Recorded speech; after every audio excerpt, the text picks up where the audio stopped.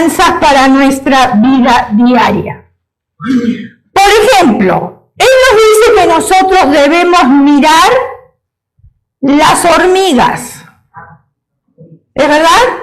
Los que están familiarizados con la palabra de Dios. ¿Por qué? Para no ser nosotros perezosos, porque ustedes vieron, la hormiga trabaja diligentemente. También nos dice que nosotros debemos de observar a los conejos.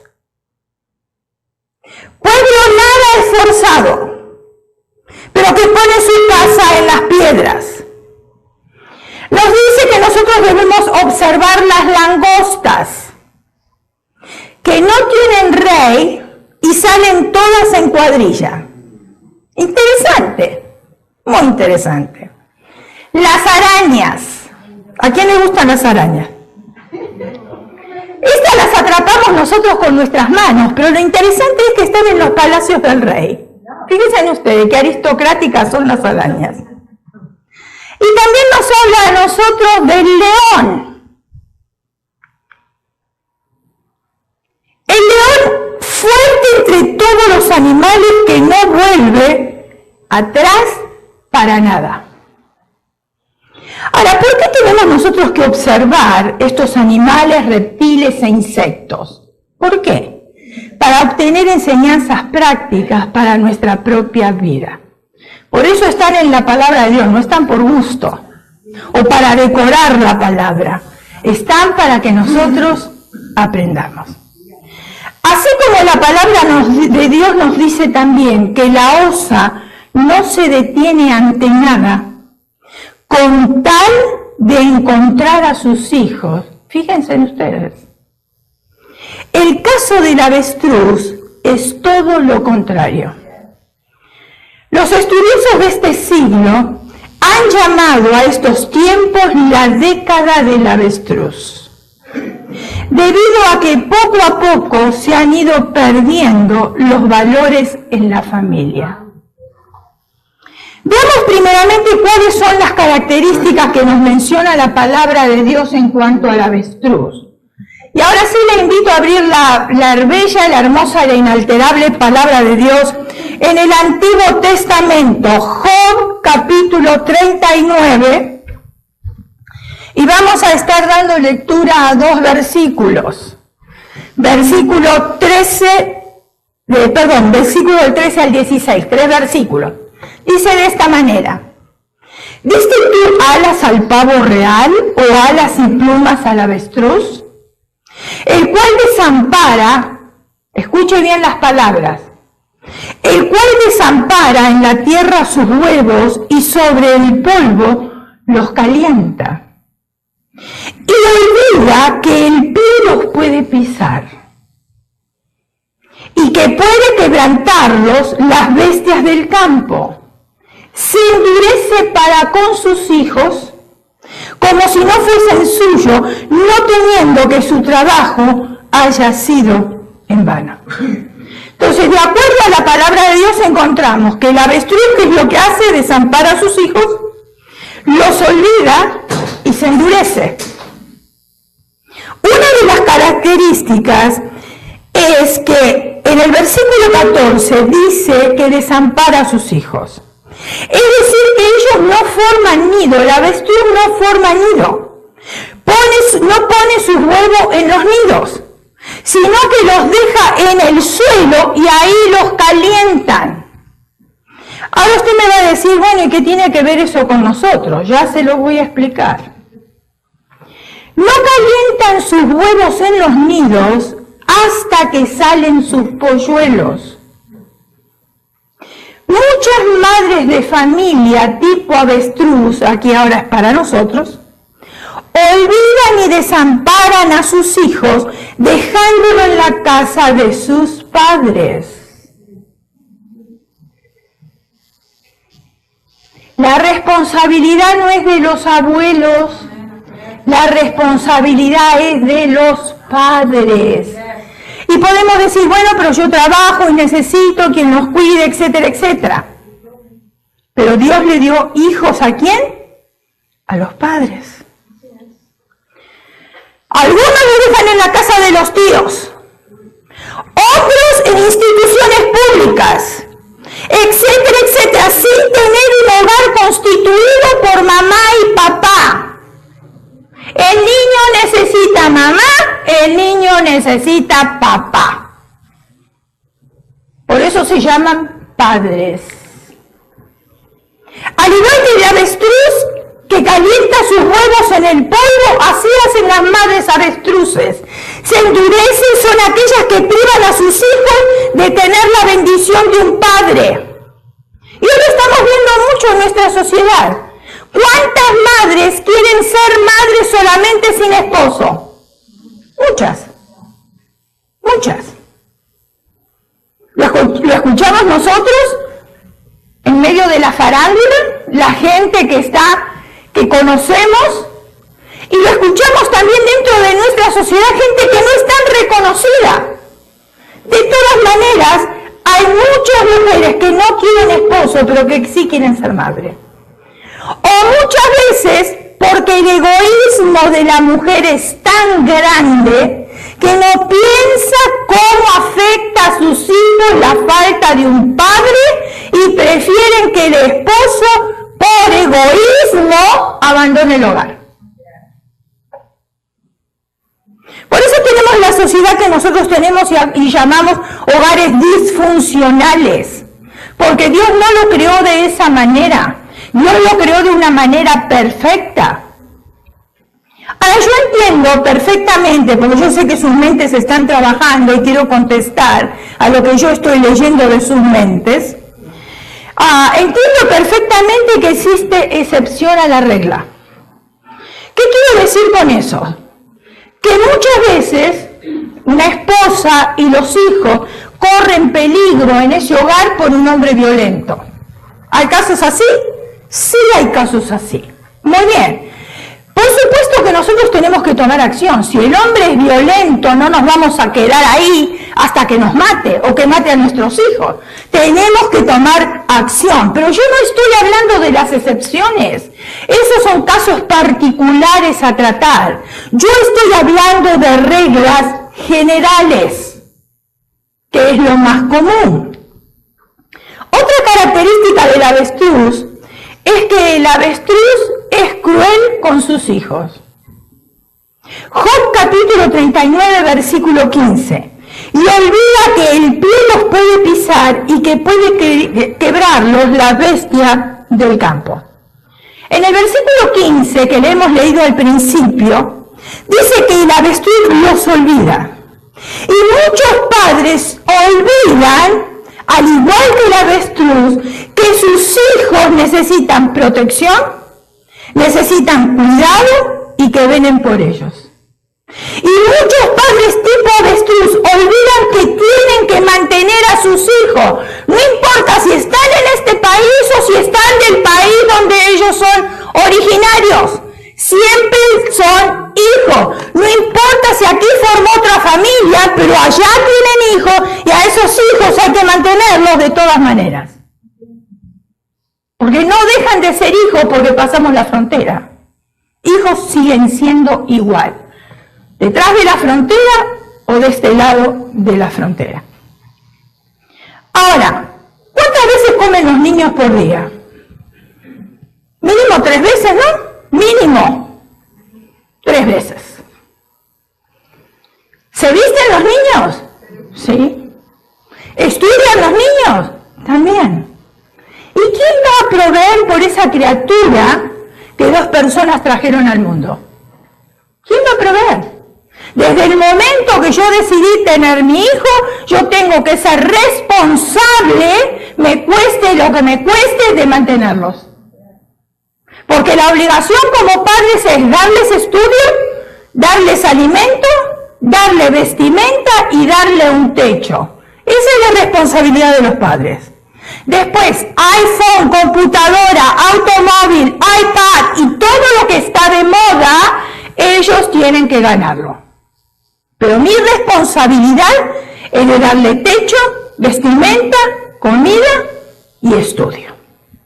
Ahora, los padres tipo avestruz tienen el corazón abierto para todos y para todo, pero menos para sus hijos. Les interesa quedar bien con los compañeros de trabajo, les interesa quedar bien con las amistades, les interesa quedar bien con su nueva pareja, pero no les interesa el corazón de sus hijos. Tienen dinero para su arreglo personal, para invitar amigos, pero les molesta cuando sus hijos le piden algo que necesitan. Otra característica del avestruz es que el avestruz se endurece. Lo hemos leído en el versículo 16. Se endurece para con sus hijos como si no fueran suyos, no temiendo que su trabajo haya sido en vano. En la sociedad que nosotros vivimos, hermanos, se llama criminal al padre que disciplina a sus hijos. Porque ahora no lo puede tocar. No le puede decir absolutamente nada. El niño tiene que hacer lo que se le viene en gana, lo que se le antoja hacerlo, porque si no uno lo está maltratando psicológicamente. Y los niños están afectados psicológicamente. Yo vengo de un hogar donde a mí me disciplinaron y yo no tengo problemas psicológicos. ¿Usted tiene problemas psicológicos si lo disciplinaron? Creo que no. Estos hijos crecen sin disciplina y estos padres endurecidos, como nunca ven a sus hijos, entonces se rehúsan a corregirlo porque pasan muy poco tiempo con ellos. Y como pasan poco tiempo con ellos, quieren quedar bien y ganarse el amor de sus hijos. Y hay un ejemplo en la Escritura. Si ustedes recuerdan, Elí, él era sumo sacerdote. Él oficiaba muy bien. Dios no tenía nada en contra de él, del servicio que él le hacía a Dios. Pero sí tenía una cosa en contra de él, que no disciplinaba y corregía a sus hijos. Ahora, si Dios lo hizo con Elí, el sumo sacerdote, ¿qué creen ustedes que Dios piensa de nosotros? ¿Usted no piensa que Dios piensa lo mismo? ¿Usted no lo cree? Los niños que no son disciplinados crecen en rebelión, no tienen respeto a la autoridad y como obvios resultados no están dispuestos a obedecer y a seguir a Dios. Y esa es la sociedad en la cual nos encontramos viviendo. Tristemente es así. Proverbios capítulo 13, versículo 24. El que detiene el castigo a su hijo aborrece. Palabra de Dios, para usted y para mí. O sea que el que no disciplina a sus hijos no los ama, los aborrece y se cree que los está amando. Ahora, ¿cómo podemos nosotros pensar que estamos pensando correctamente y más que Dios? Cuando Dios nos dice otra cosa en su palabra. Proverbios 19:18. Corrige a tu hijo antes de que sea muy tarde. No te hagas culpable de su muerte. ¿De qué muerte está hablando? De la muerte espiritual. ¿De qué muerte está hablando aquí? No te hagas culpable de su muerte. Yo creo que le conté en una oportunidad, un primo de mi esposo, cuando nosotros llegamos aquí a este país, el único tío que tenía aquí nos albergó en su casa por 3 meses. Porque a los 15 días encontramos trabajo los dos y entonces a los 3 meses pudimos salir del hogar de ellos y ya independizarnos. Pero ellos tenían un hijo cuando nosotros llegamos tendría alrededor de unos 14, 15 años. Era un chico inteligente, pero debido a que sus padres lo tuvieron de grande, porque lo tuvieron a los más o menos 41 años, ellos trataron a ese joven no como el hijo, sino como los abuelos. ¿Me está entendiendo? ¿Me está entendiendo lo que quiero decir? Pues los abuelos todo le permiten. El chico tiene que comer, pero le da dulces antes de la comida. Esos son los abuelos. Y los abuelos hispanos especialmente son así. Los dejan correr por cualquier lado, subir por cualquier lado. tienen que tomar leche a una hora que no es la hora, igual se la dan, los abuelos son así. Bueno, ellos trataron a su hijo como que fuesen abuelos. Ellos vivían en la ciudad de Burbank. Ahora, en aquel entonces, no sé cómo está ahora, porque yo hace muchos años que ya no mando a mis hijos a la escuela, pero en aquel entonces les correspondía ir a la escuela en la zona donde usted vivía. No podía ir a otro lado. Por ejemplo, si vivía en Burbank y usted lo quería mandar a Glendale, no podía, tenía que ir a Burbank a la escuela. Era así. Entonces, donde ellos vivían, le correspondía una escuela que el hijo no quería ir. Él quería ir donde estaban sus amigos. ¿Qué hicieron estos padres? En vez de enseñarle, mira, nosotros tenemos que obedecer la ley, no te corresponde aquí, no. Le dijeron a uno de los padres, amigo del joven, del hijo, que si por favor le podían ellos otorgar la dirección de la casa, y entonces ellos iban a la escuela como haciendo ver que ellos vivían en ese hogar. Eso es una mentira, porque ellos no vivían ahí. Todas las cartas que llegaban de la escuela llegaban ahí. Pero todo por complacer al niño caprichoso. ¿Me está entendiendo? Entonces se vieron en la obligación, porque como les hizo un favor, y él tenía la creencia que una mano lava la otra y las dos lavan la cara, yo no sé si usted entiende esa expresión, entonces se vieron en la obligación, como el tío de mi esposo era mecánico, de arreglarle el automóvil de ellos todo el tiempo por el favor de haberle dado la dirección. Fíjense ustedes qué miedo. Este joven se crió mal criado a morir. A morir. Lo conocimos en esos 3 meses que estuvimos ahí en la casa. Cuando llegamos nosotros a su casa, él tenía el cabello largo hasta los hombros. Entonces a la hora de la cena, que era la hora que comíamos todos juntos, los padres siempre le decían, vení, ¿por qué no te cortas el cabello? Vení, mira, Pablo sabe cortar el cabello.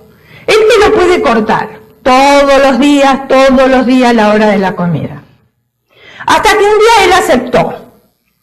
Cuando aceptó, mi esposo le cortó el cabello. Ahora, él tenía el cabello largo para aquí. Él se lo cortó cortito como se lo cortan los hombres. ¿Cuándo se vio en el espejo, hermanos? Vivían en un departamento, ellos sí tenían inquilinos sobre el departamento. Mire, el agujero más chico que le hizo a la pared fue así. Pegó patadas en la puerta, porque para él el cabello era muy corto. Fíjense en ustedes la reacción. Empezó a gritar. Hizo un escándalo espantoso. ¿Saben cómo se conformó el niño caprichoso? Porque como el padre era mecánico de automóviles importados, él lo había comprado en aquel entonces se usaba mucho el Porsche. Era un auto deportivo, era un color amarillo, fosforescente, y lo tenía guardado en el garaje el padre, para que cuando él pudiera manejar, se lo entregaba. Pero ese día, como estaba tan berrinchudo, como un niño de 2 años que se tira en el piso cuando los padres no le quieren comprar nada, de la misma manera, ¿sabe cómo lo conformó el padre? Yendo a buscar las llaves del automóvil y diciéndole, vete a dar una vuelta, y se le pasó el berrinche. No termina ahí la historia. Se puso de novio, y para mí eso no era amor, sino era un amor enfermizo.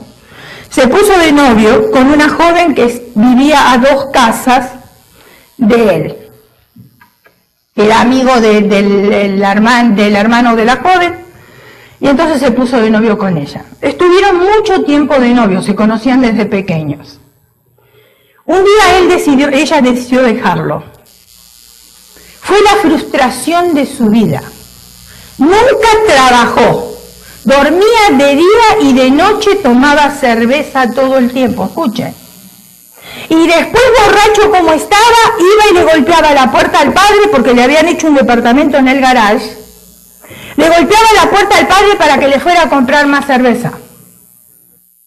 Él no podía manejar así. Y el padre iba obediente y le compraba más cerveza, en vez de disciplinarlo. Entonces, cuando la novia lo dejó, Él se frustró.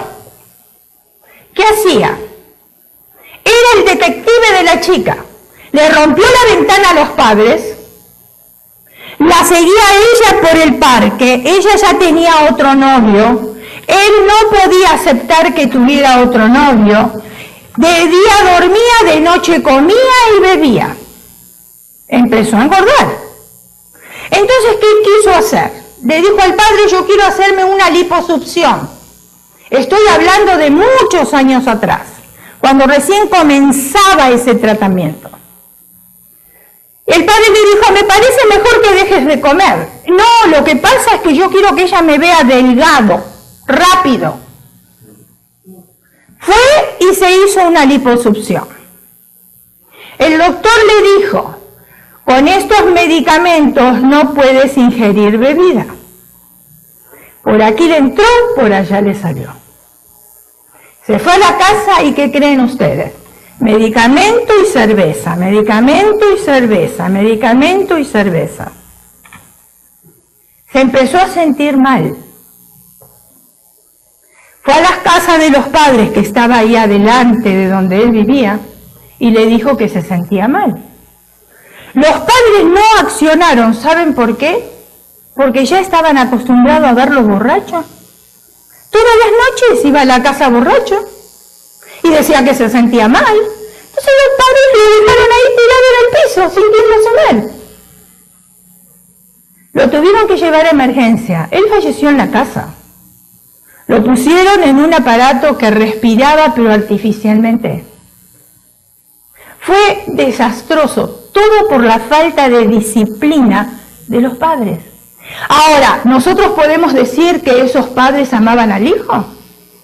No, porque no lo corrigieron a su tiempo y fíjense en ustedes lo que ocasionaron. Tristeza. Proverbios capítulo 23, versículos 13 y 14.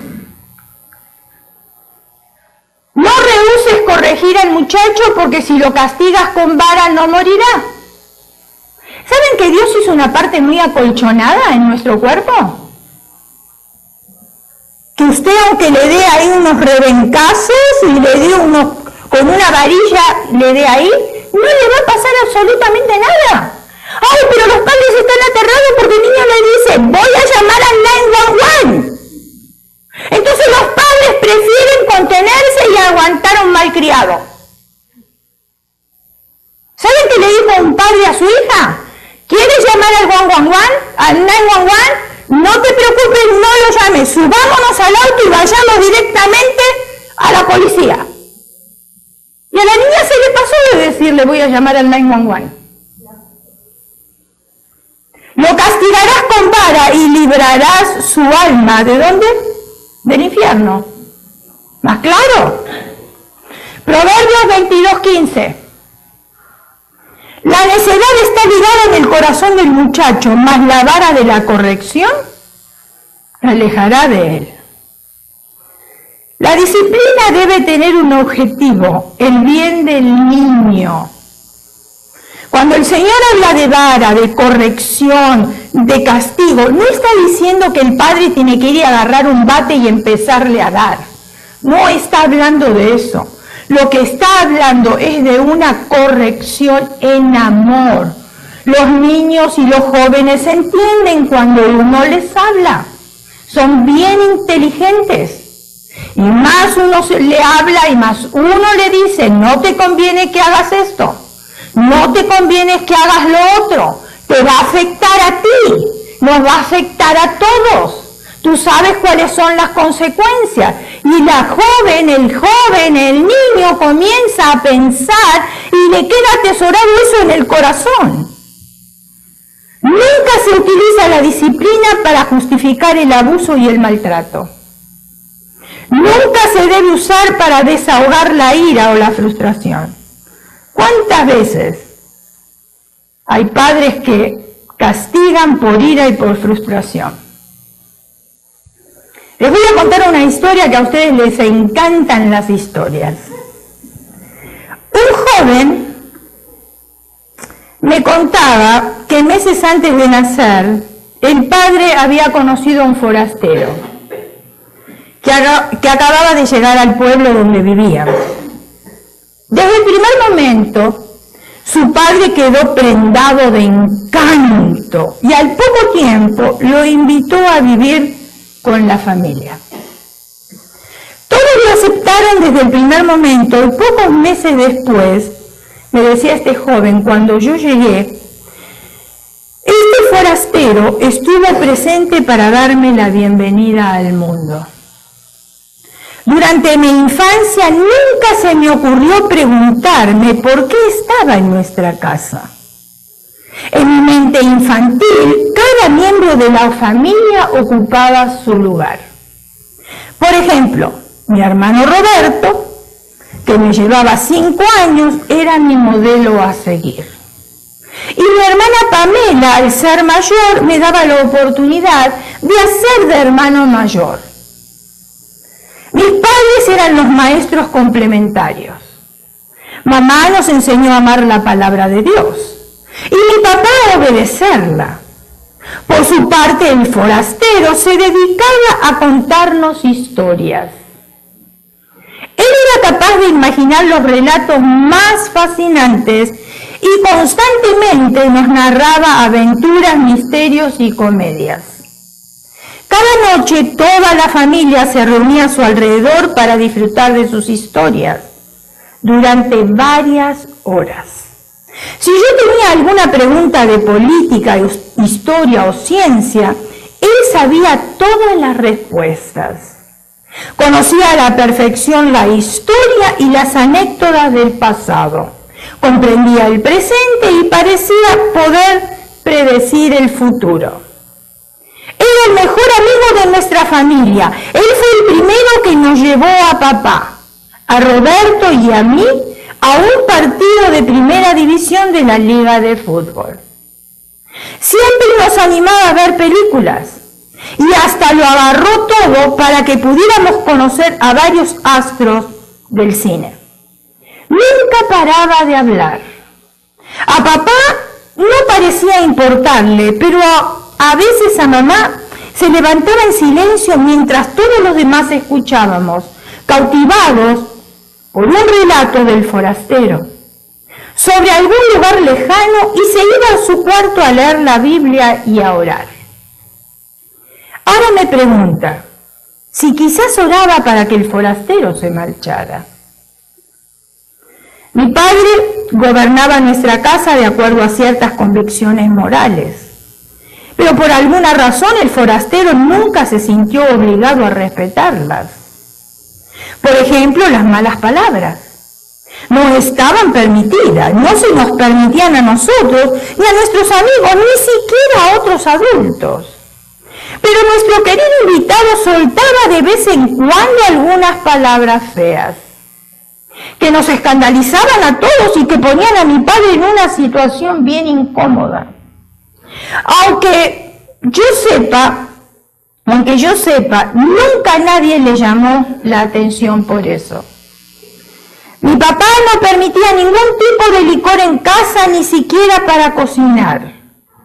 Pero el forastero opinaba que debíamos conocer otros aspectos de la vida y nos tenía bien informados. De hecho, con frecuencia nos ofrecía cerveza y otras bebidas alcohólicas.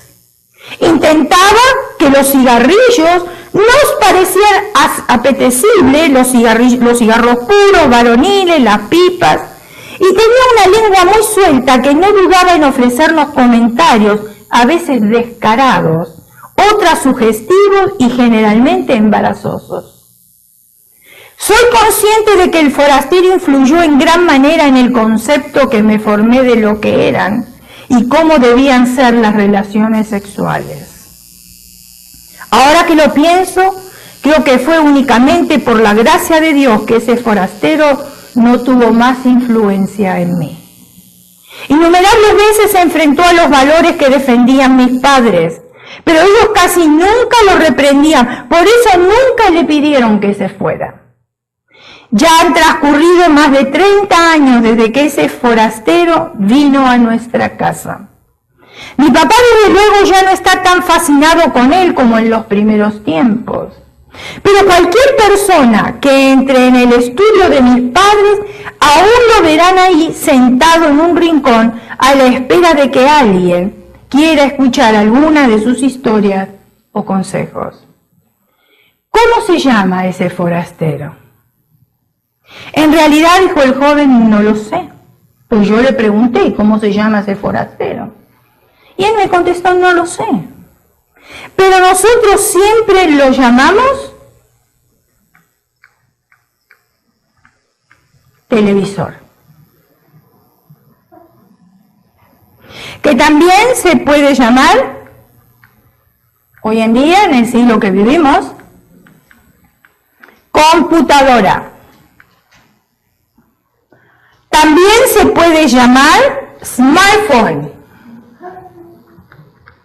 Son forasteros que entran en casa. Se puede llamar tableta. Esos son los forasteros que nos hablan y que tenemos en nuestra casa. Otra historia les voy a contar.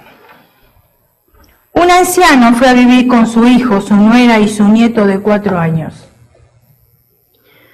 Los años pasaron y las manos del anciano comenzaron a temblar.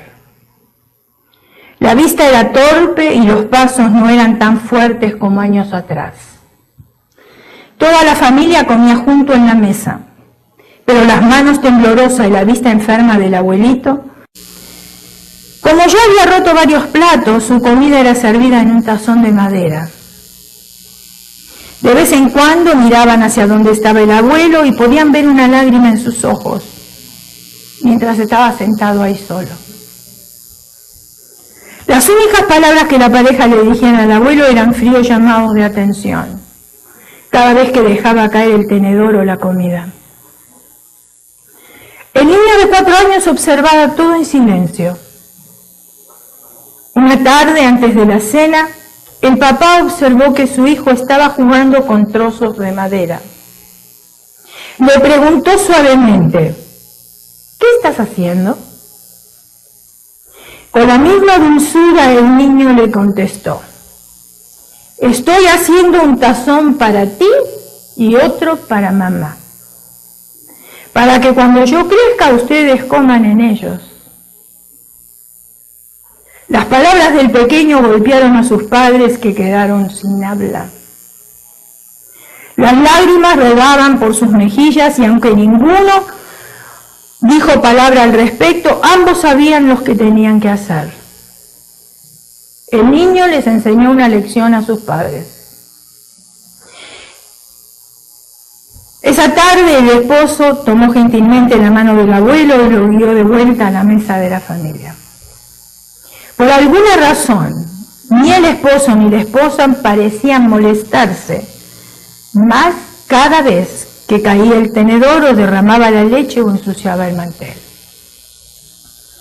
Todo lo que los padres ministremos a través del crecimiento de nuestros hijos puede repercutirlos a ellos cada vez cuando ellos salgan de la niñez, sea de una manera positiva o de una manera negativa. En un hogar cristiano, mientras tenían el devocional familiar, la hija le preguntó al papá, ¿dónde está Jesús? El papá trató de explicarle que Jesús no solo estaba en el cielo, que si no Jesús también vivía en el corazón de todo aquel que le ama. ¿Jesús está en mamá? ¿Jesús está en papá?, dijo el niño. La niña quedó pensativa por un momento y luego le dijo, papá, yo quiero ver a Jesús en ti.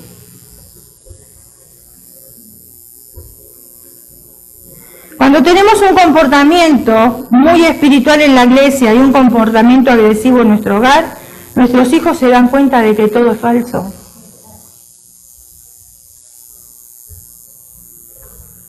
En una oportunidad, un niño le pidió a su mamá un peso. Ella buscó en la cartera, sacó un peso y se lo dio. La niña la mira y le dice, esto no me va a servir porque es falso. La mamá quedó sorprendida. Le habían dado sin querer una moneda que era de su país y no de Estados Unidos. Así como este niño se dio cuenta que la moneda era falsa, ellos también observan nuestra falsedad. Son bien inteligentes. Todo les queda registrado en la computadora que tienen. Otra característica del avestruz es que se dirige con gritos.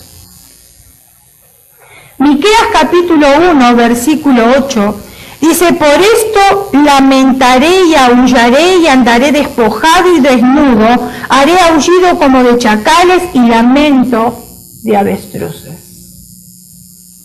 El avestruz emite un sonido similar al rugido de un león. Cuando le gritamos a nuestros hijos, ellos se ponen tapones invisibles. No les gustan los gritos. Nosotros no les vemos los tapones, pero ellos los tienen puestos, porque no quieren escuchar. ¿Y saben qué dicen en su mente? No los voy a escuchar. Sigue hablando cuanto quieras, que yo voy a estar pensando en otras cosas. Y nosotros creemos que están prestando atención y no están prestando atención. Están viajando por el mundo. Y nosotros seguimos gritando como discos rayados. Y no conseguimos absolutamente nada. ¿Y saben qué? Algunas palabras pueden tener un impacto más perjudicial que los golpes. Cuando los padres gritamos, perdemos la autoridad. No ganamos autoridad, la perdemos. Si bien es cierto que muchos hijos también le gritan a sus padres y los tratan de anticuados e ignorantes, esa es la sociedad en la cual nosotros vivimos. Usted le pone a ellos un iPad en la mano y la manejan de arriba para abajo y a uno lo envuelven como quieren. Y lo mismo sucede con el teléfono, lo mismo sucede con la computadora. Entonces, como nosotros no tenemos la habilidad que tienen ellos nos tratan a nosotros como anticuados y también como ignorantes. Y esa mala costumbre tiene que ser arrancada tanto de los padres como de los hijos. La mala costumbre de los gritos. Otra característica del avestruz es que esconde la cabeza. Fíjense ustedes cuántas características tiene el avestruz. Muchos padres, cuando se ven acorralados por un tipo de problema, en vez de enfrentarlo, se esconden tratando de evadir el problema. Hay muchos hombres que cuando tienen un problema en la casa, en vez de enfrentar el problema y solucionarlo, prefieren irse. Prefieren dormir afuera, prefieren pasear, prefieren hacer otras cosas en vez de estar enfrentando el problema. Y el problema no se soluciona escapándose de él, siempre va a estar ahí. O sea, no podemos esconder la cabeza como el avestruz, tenemos que enfrentarlo de una vez y solucionar dicho problema. Un pastor misionero y su esposa decidieron que la congregación se responsabilizara, escuche bien, unos con otros de formar una cadena de oración. ¿Cuántos saben que la oración no es muy popular en las iglesias? ¿Sí o no? No escuché amén. ¿Es popular en las iglesias la oración o no? ¿Qué creen ustedes? ¿Es popular? No es popular, ¿verdad? Porque ¿dónde están los oradores? Hay oradores invisibles. Ahora, ¿cuál era la idea de estos misioneros? De formar una cadena de oración. Con el propósito que Dios les mostrara cómo desarrollar actividades. Decidieron hacer el compromiso de orar. ¿Cómo lo hicieron? Escribiendo cada uno su nombre en un pedacito de papel. Yo me comprometo a orar, por ejemplo, ellos habían dicho, supongamos, todos los días a las 5 de la mañana o todos los días a las 10 de la noche. Entonces todos se comprometieron y escribieron en un papel sus nombres. Día, hora y que estarían utilizando para orar estos papeles para formar un eslabón, y también se pegaron unos con otros como una cadena. Acá está el nombre de cada uno de ustedes que se comprometieron a orar. Se formó una cadena. Esta cadena se colgó en la pared principal de la iglesia como recordatorio del compromiso. Fíjense en ustedes. Se nos tiene que recordar que tenemos que orar. Y hay que ponerla en la pared principal, porque si no la ponemos en la pared principal y no la vemos, no oramos. Ese es el compromiso que tenemos con Dios. Escuchen. ¿Qué pasó?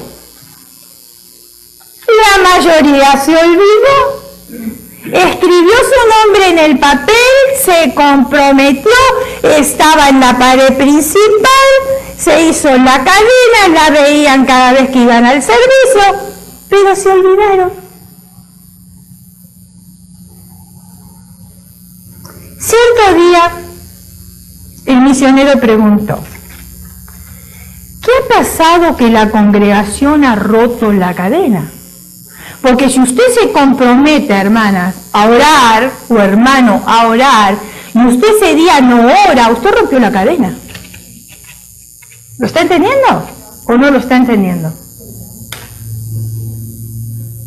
La primera vez que hicimos el ayuno de Daniel, aquí en esta iglesia, lo hicimos las mujeres, las valientes, las que siempre están dispuestas. Fue un mover del Espíritu hermoso, porque todas se comprometieron y todas oraron. No podíamos comer ciertas comidas, las hermanas se comprometieron a no comerlas. La segunda vez hicimos el ayuno de Daniel, eso fue después de un tiempo, ya lo hicimos toda la iglesia, incluimos a los varones también. Entonces yo me tomaba el trabajo todos los días de llamar a las personas que estaban incluidas en el ayuno de Daniel para hablar con ellas. Y no era fácil, porque a veces llamaba y no estaban, y tenía que volver a llamar, así que tenía que llevar una lista y un récord. Sí, llamé, no me atendieron, tengo que llamar después, etcétera, etcétera. Y había cosas que no podíamos comer. Entonces yo siempre les preguntaba: ¿cómo les va con la comida? ¿Bien? ¿Sienten hambre? Acuérdese que no puede comer cosas dulces, acuérdese que no puede comer harina, acuérdese que no puede comer sal, etcétera, etcétera. Recordatorio. Entonces llamo a una de las hermanas y le digo: hermana, ¿qué tal? ¿Cómo le va con la comida del ayuno? Ah, muy bien, recién me acabo de comer un candy bar.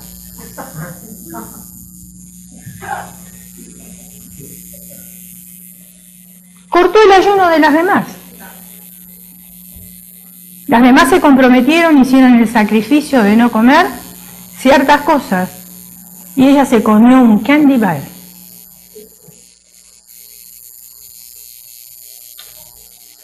Entonces, cuando el pastor misionero preguntó qué había pasado con la congregación que había roto esta cadena y no cumplieron con el compromiso, nadie dijo nada.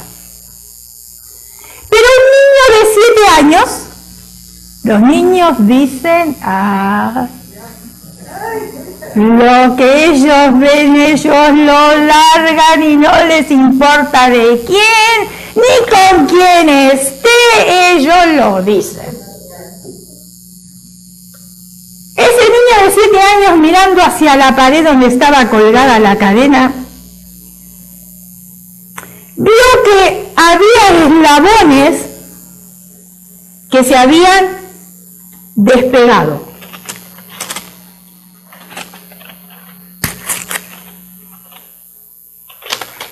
Se despegó.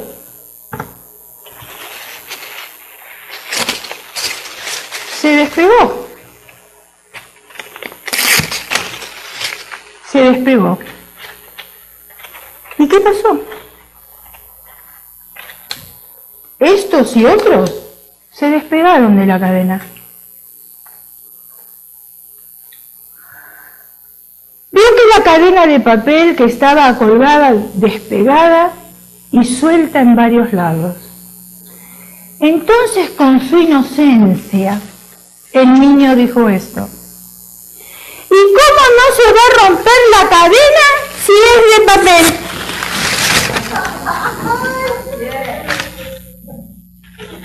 La inocencia del niño. Imagínense si hacemos una cadena de acero y los nombres grabados a fierro ahí. Escuchen lo que dijo el misionero. Esto me hace pensar que muchas veces nuestro compromiso es tan débil como un fino papelito. Es la enfermedad de la iglesia de este siglo, hermanos. No hay compromiso, no hay servicio, no hay responsabilidad. Pero después pedimos y queremos que Dios nos haga favores. Cuando a nosotros no nos importa, ni nos interesa, ni nos incluimos en nuestra vida diaria. Es responsabilidad de cada uno de nosotros orar. No tenemos que hacer una cadena, no tenemos que ponerla en la pared de la iglesia. Es responsabilidad del Hijo de Dios orar. Y si hacemos una cadena porque queremos orar todos juntos, no cortemos la oración del resto. Nos comprometimos y yo no puse mi nombre en un papel porque me está mirando la hermana, porque me está mirando Sultano. No, yo puse mi nombre en un papel porque me está mirando Dios. Eso es lo que a mí me interesa, porque ni usted ni yo le voy a dar la salvación. Entonces, si no tenemos compromiso con Dios, ¿cómo usted se va a comprometer conmigo? ¿Cómo yo me voy a comprometer con usted? Si a la primera de cambio, ¡ay, me dolió el dedo gordo del pie! Ya no asisto al servicio. Pero si tengo que ir a Disneylandia, con el dolor del pie me voy igual. Entonces con Disneylandia sí tengo compromiso, con mis compadres tengo compromiso porque hacen carne asada y voy a comer y a llenarme bien el estómago, pero con Dios no tengo compromiso. Cuando de Él vienen todas las cosas. Si hablamos de oración, no llega nadie. Hablamos de comida y ahí están al pie del cañón. Y no es que esté mal, pero tenemos que hacer un balance en nuestra vida. Tenemos que ser conscientes. Cuando nosotros dejamos de enfrentar el problema y no buscar solución, nuestro compromiso como padres es tan débil como un fino papelito. Porque mi hijo a mí no me pidió venir al mundo, yo lo traje. Y del momento que yo lo traje me tengo que responsabilizar. El otro día estaba mirando en las noticias, un bebé recién nacido. La mamá lo tuvo en el baño de un restaurante. Con el cordón umbilical lo metió en la taza del baño. Mi pregunta es, ¿por qué no lo dio en adopción? Estuvo 9 meses cargando esa criatura y no le nació ni siquiera un granito de amor. ¿Nada? O sea, ¿estaba esperando esa criatura? No. Lo único que quería era el placer, eso es todo. Pero el placer trae consecuencias.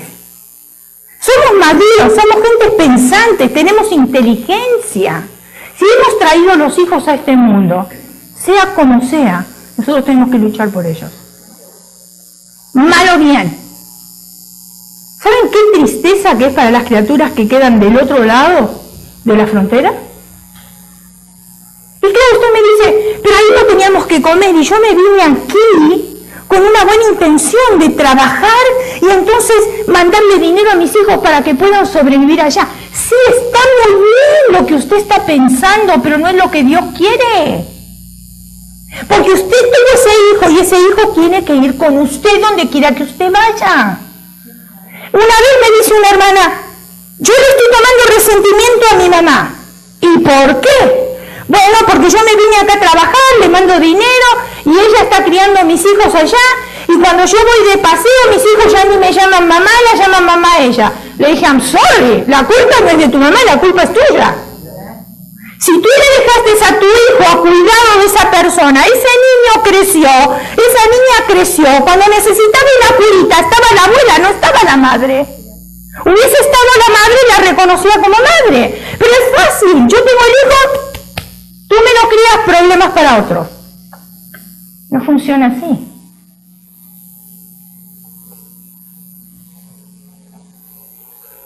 La sabiduría se mide por el comportamiento, no por el conocimiento. Y escuche esto porque esto me gustó mucho, por eso lo puse, porque lo dice todo. Las cosas no se dicen, se hacen. Porque al hacerlas se dicen solas. ¿Es verdad o no es verdad? Ay, ¿sabe qué? Mire, yo me comprometo a venir a limpiar, pero nunca llegó. Palabras para que lo escuchen otras personas, pero no se hizo. Pero la persona que no se compromete para nada y llega, es como si le hubiese dicho.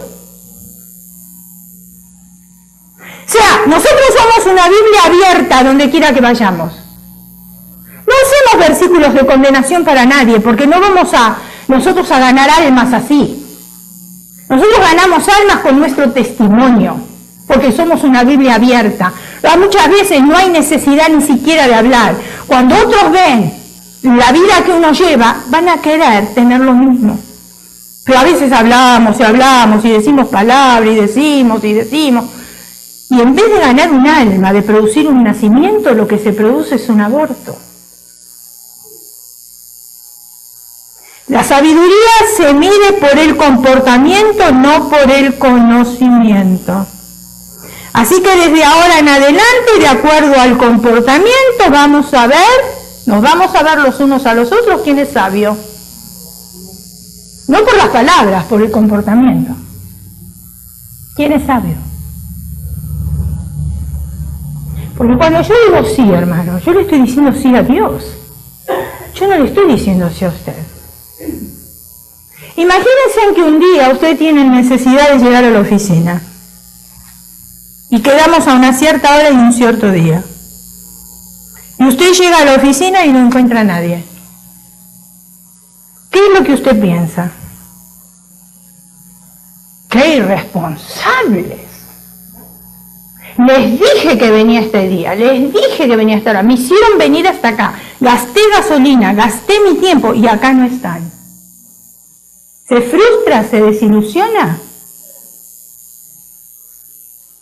Me dijeron, pero no hicieron.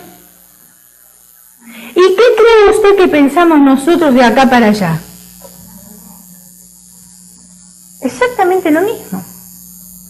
No hay ninguna diferencia.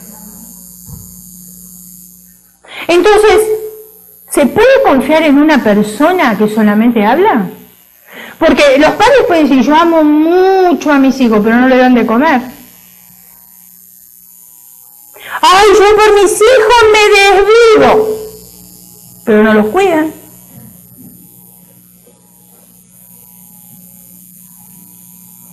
A las personas que no dicen, pero hacen, se las conoce como responsables. Las personas que no hacen y dicen mucho, se las conoce como irresponsables. Lleva unas palabritas adelante de las responsables, que significa totalmente otra cosa. Por lo tanto, cualquier característica del avestruz dentro del hogar es carencia de sabiduría.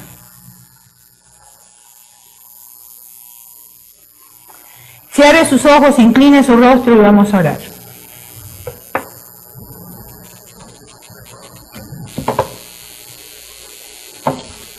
Cada cual sabemos cuál es nuestro estilo de vida en nuestro hogar, cuál es nuestro comportamiento en el hogar.